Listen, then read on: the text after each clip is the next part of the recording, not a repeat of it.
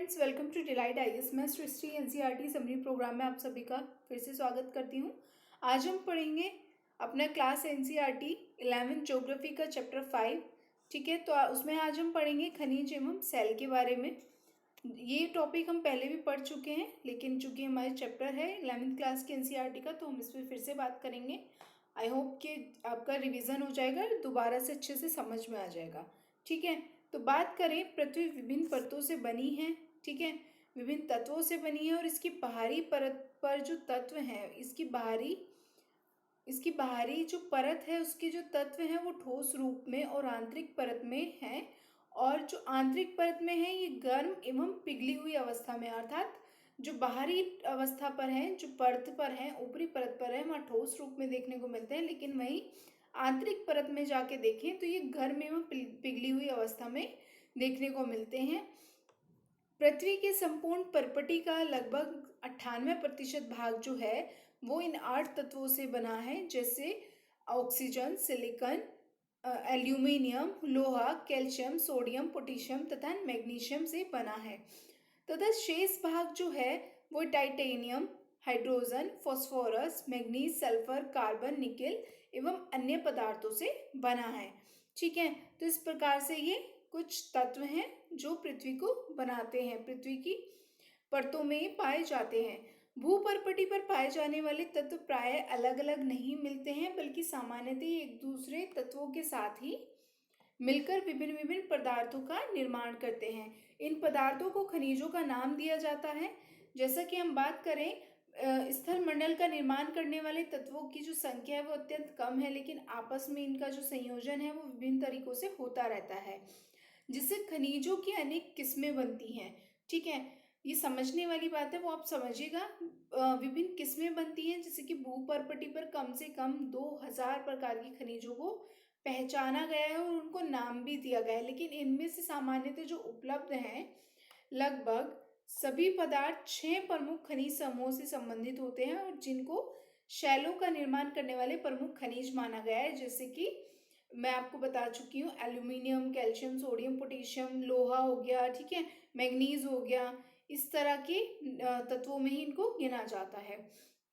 हम बात करें इन खनिजों की भौतिक विशेषताओं के बारे में कि इनकी भौतिक विशेषता कैसी होती है, इनको कैसे पहचाना जाता है, तो क्रिस्टल का बाहरी रूप। ठीक है, क्रिस्टल के बाहरी रूप के बारे में हम बात करें तो अणुओं की आंतरिक व्यवस्था द्वारा ये तय होता है और घनाकार, अष्टभुजाकार, षष्ठाभुजाकार, प्रिज्म आदि ये प्रकार का हो सकता है, जैसे कि आप यहाँ पिक्चर में देख रहे हैं। ठीक है, बात करें विदलन की। विदलन शब्द का अर्थ समझे तो सापेक्षिक रूप से समतल सतह बनाने के लिए निश्चित दिशा में टूटने की प्रवृत्ति, अणुओं की आंतरिक व्यवस्था का परिणाम, या एक या कई दशा में एक दूसरे से कोई भी कोण बनाकर टूट जाना। ठीक है, ये क्या कहलाता है? विदलन कहलाता है। इस तरह की ये आपको संरचना देखने को मिल रही होगी। बात करें विभंजनों की, तो अणुओं की आंतरिक व्यवस्था इतनी जटिल होती है कि अणुओं का कोई तल नहीं होता है और क्रिस्टल विदलन तल के अनुसार नहीं बल्कि अनियमित रूप से ये टूटता है। ठीक है, तो ये कुछ भौतिक विशेषता हो गई। खनिज के बारे में बात करें चमक की, तो रंग के बिना किसी पदार्थ की चमक, प्रत्येक खनिज की अपनी चमक होती है, जैसे कि मेटेलिक, रेशमी, ग्लोसमी आदि इस तरह के कुछ खनिज हैं।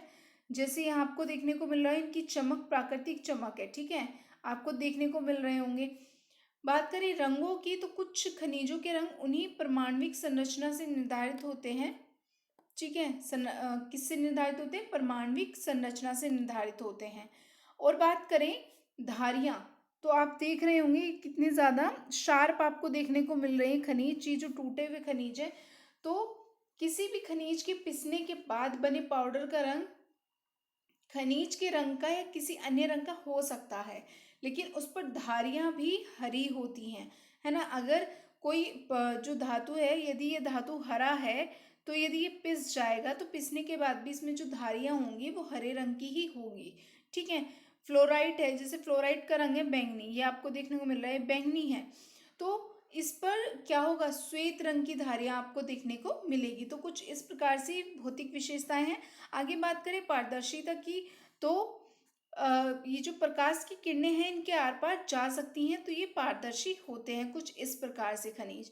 और हम बात करें इनके बारे में, तो संरचना प्रत्येक क्रिस्टल की विशेष संरचना होती है और व्यवस्था महीन होती है। मध्यम एवं खुरदरे भी हो सकते हैं, पिसे हुए हो सकते हैं, तंतुयुक्त पृथक करने योग्य भी हो सकते हैं, अपसारी विकर्णकारी भी हो सकते हैं। कठोरता की हम बात करें तो सापेक्षिक प्रतिरोध का चिन्हित होना, 10 चुने हुए खनिज जैसे कि बात करें जिप्सम हो गया, ठीक है, फ्लोराइड हो गया, इस तरह की ये जो है ये बहुत ही कठोर आपको देखने को मिलेंगे खनिज। तो कठोरता भी इनका एक भौतिक स्वरूप है, ठीक है। तो ये हमने बात कर ली भौतिक विशेषताओं के बारे में खनिजों के, और आपको इजीली देखने को भी मिल रहा होगा कि ये जो खनिज हैं आपको इनकी विशेषता इनमें भी दिख रही होगी, चमक हो गई, रंग हो गई, ठीक है, शार्पनेस हो गई, तो आपको ये समझ में इजीली आ ही गया होगा। चलिए आगे बात करें, पृथ्वी के आंतरिक भाग में पाया जाने वाला जो मैग्मा होता है वही सभी खनिजों का मूल स्रोत होता है। इस मैग्मे के ठंडे होने पर खनिजों के क्रिस्टल बनने लगते हैं, और इस प्रक्रिया में जैसे जैसे मैग्मा ठंडा होकर ठोस सेल बनाता है, खनिजों की क्रमबद्ध श्रृंखला का निर्माण होने लगता है, ठीक है। तो इन खनिजों के निर्माण की जड़ कहाँ से है? मैग्मा से, ठीक है, जो आंतरिक भाग में पाया जाता है। आगे बात करें, खनिज धात्विक भी हो सकते हैं और अधात्विक होते हैं। धात्विक की बात करें तो इनमें धातु तत्व होते हैं और इनको 3 प्रकारों में विभाजित किया गया है, जैसे कि बहुमूल्य धातु, सोना चांदी प्लेटिनम आदि। लोह धातु, लोहा एवं स्टील के निर्माण में लोहे को मिलाया जाने वाली अन्य धातुएं।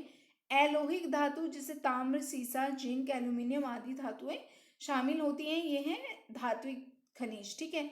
अधात्विक खनिज के बारे में बात करें तो इनमें धातु के अंश उपस्थित नहीं होते हैं। गंधक, विस्फोट तथा नाइट्रेट अधात्विक खनिज हैं।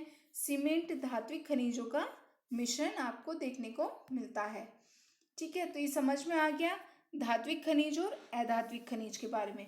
आगे हम जानेंगे शैल के बारे में, कि शैल हम पहले भी पढ़ चुके हैं। आग्नेय शैल, अवसादी शैल, कायांतरित आपको याद आ रहा होगा। उनके बनने की प्रक्रिया भी हमने याद की थी, उनमें डिफरेंस भी हमने पहली क्लास में पढ़े थे। तो अब हम फिर से बात करते हैं शैलों के बारे में। तो पृथ्वी की परपटी शैलों से बनी है। शैल का निर्माण एक या एक से अधिक खनिजों से मिलकर बनता है, और शैल जो है वो नरम, कठोर या विभिन्न रंगों की हो सकती है। जैसे ग्रेनाइट कठोर है तथा शैल खड़ी क्या है? शैल खड़ी नरम है, ठीक है। तो बात करें आग्नेय शैल, अवसादी शैल, कायांतरित शैलों के बारे में, जो कि शैलों की क्या है? शैलों का वर्गीकरण है अलग अलग उनकी विशेषताओं के आधार पर। आग्नेय शैल के बारे में बात करें तो आग्नेय शैल इन शैलों का निर्माण पृथ्वी के आंतरिक भाग के मैग्मा एवं लावा से होता है। इनको प्राथमिक शैल भी कहते हैं। आग्नेय शैल का वर्गीकरण इनकी बनावट के आधार पर किया गया है। इसकी बनावट इसके कणों के आकार एवं व्यवस्था अथवा पदार्थ की भौतिक अवस्था पर निर्भर करती है। यदि पिघले हुए पदार्थ धीरे धीरे गहराई तक ठंडे होते हैं तो खनिज के कारण पर्याप्त जो खनिज के कण हैं, तो खनिज के कण पर्याप्त बड़े हो सकते हैं। तो यहाँ पे आप इस बात को ध्यान से देखिए, यदि धीरे धीरे गहराई में पिघला हुआ पदार्थ ठंडा होता है तो कैसे कण होंगे? बड़े होंगे, ठीक है। ऐसा नहीं है कि धीरे धीरे ठंडा होने पर बारीक कण होंगे, बड़े कण होंगे। आगे देखें, यदि सतह पर हुई आकस्मिक शीतलता अर्थात जल्दी से ठंडा होने के कारण कैसे कण बनेंगे? छोटे एवं चिकने कण बनते हैं। वहीं शीतलता के मध्यम परिस्थिति में मध्यम आकार वाले कण बनेंगे, ठीक है। उदाहरण के तौर पर हम देखें, ग्रेनाइट, गैब्रो, पेग्माटाइट, बेसाल्ट आग्नेय शैल के कुछ उदाहरण हैं। वहीं बात करें अवसादी शैल के बारे में, तो निर्माण पद्धति के आधार पर अवसादी शैल आपको देखने को मिलेगी। यहाँ पे यहाँ आ जाइए आप, यहाँ देखिए, यहाँ से मैग्मा से लावा ठंडा होके क्या बना? ठोस होके आग्नेय शैल बना, ठीक है, आग्नेय चट्टान बना। उसके बाद यह टूट कर यह टूट फूट होकर यह अवसादी चट्टान के रूप में परिवर्तित हो गया। उसके बाद क्या हुआ? ताप एवं दाब के प्रभाव से यह कायांतरित शैलों में बदल गया, ठीक है। एक और परिवर्तन इसने ले लिया। तो कहाँ से बन रहा है? लावा से। और ये जो अवसादी है ये टूट फूट कर अवसादों से बनी हुई चट्टान है। तो आग्नेय ही चट्टान का ही ये बदला हुआ स्वरूप है। ठीक है, आग्नेय चट्टान का ही बदला हुआ रूप क्या है? अवसादी चट्टान, और अवसादी और आग्नेय का बदला हुआ रूप क्या है? कायांतरित। ठीक है, तो ये सेलों का चक्र है, ये आपको इजीली अच्छे से समझ में आ गया होगा। ठीक है, बात करें निर्माण पद्धति के आधार पर अवसादी शैलों का वर्गीकरण 3 प्रमुख समूह में किया गया है। यांत्रिकी रूप से निर्मित जो शैल होती है, जैसे बालुकाष्म, पिंडशिला, चूना, प्रस्तर आदि। कार्बनिक रूप से जो निर्मित की गई अवसादी शैल है वो है गिजराइट, खड़िया, चूना पत्थर, कोयला आदि। और रासायनिक रूप से जो निर्मित अवसादी शैल है वो है श्रृंग, प्रस्तर, चूना पत्थर, हेलाइट और पोटास आदि। ठीक है, अब बात करें कायांतरित शैल के बारे में। कायांतरित शैल को समझे। कायांतरित का अर्थ है स्वरूप में परिवर्तन। पहले आग्नेय को अवसादी में बदला, अवसादी से कायांतरित में ये चेंज हो गया। कब कायांतरित का अर्थ ही स्वरूप में परिवर्तन है। दाब एवं तापमान के में परिवर्तन की प्रक्रिया के फलस्वरूप इन शैलों का क्या होता है? निर्माण होता है। ये शैल दाब, आयतन तथा तापमान में परिवर्तन के द्वारा निर्मित होती हैं।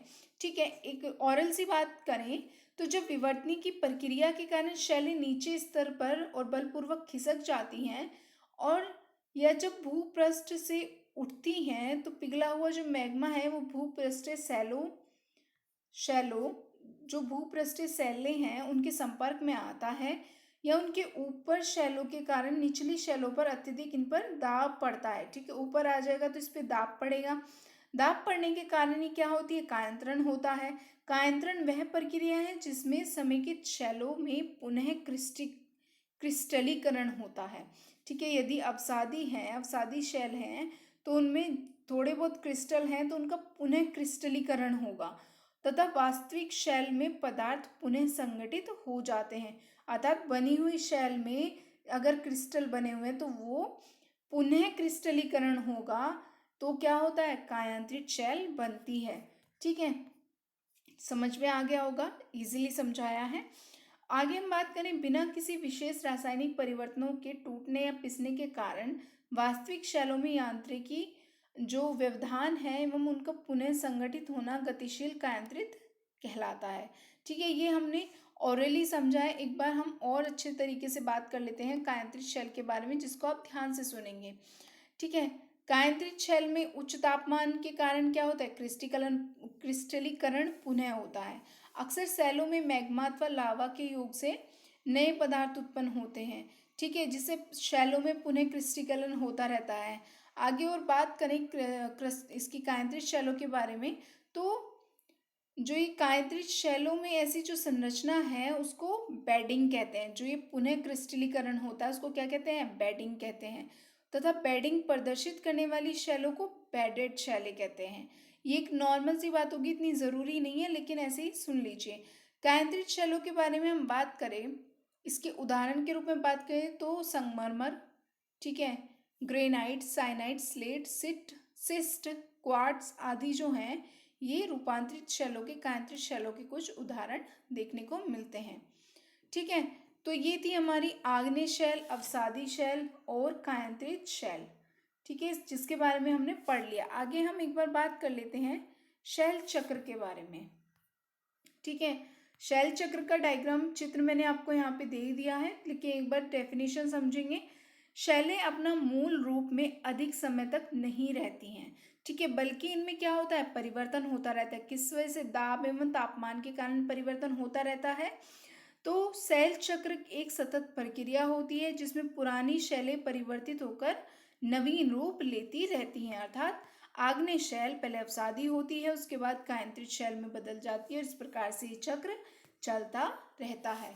ठीक है, चलिए, थैंक यू फॉर वॉचिंग। और आप हमारा टेलीग्राम चैनल ज्वाइन करें, डिलाइट IAS, जहाँ पे आपको इस वीडियो की PDF भी मिलेगी और आपको डेली क्विज देखने को मिलेगी जो आपकी UPSC की तैयारी को में कॉन्फिडेंस आपका डेवलप करेंगी। ठीक है, चलिए, थैंक यू।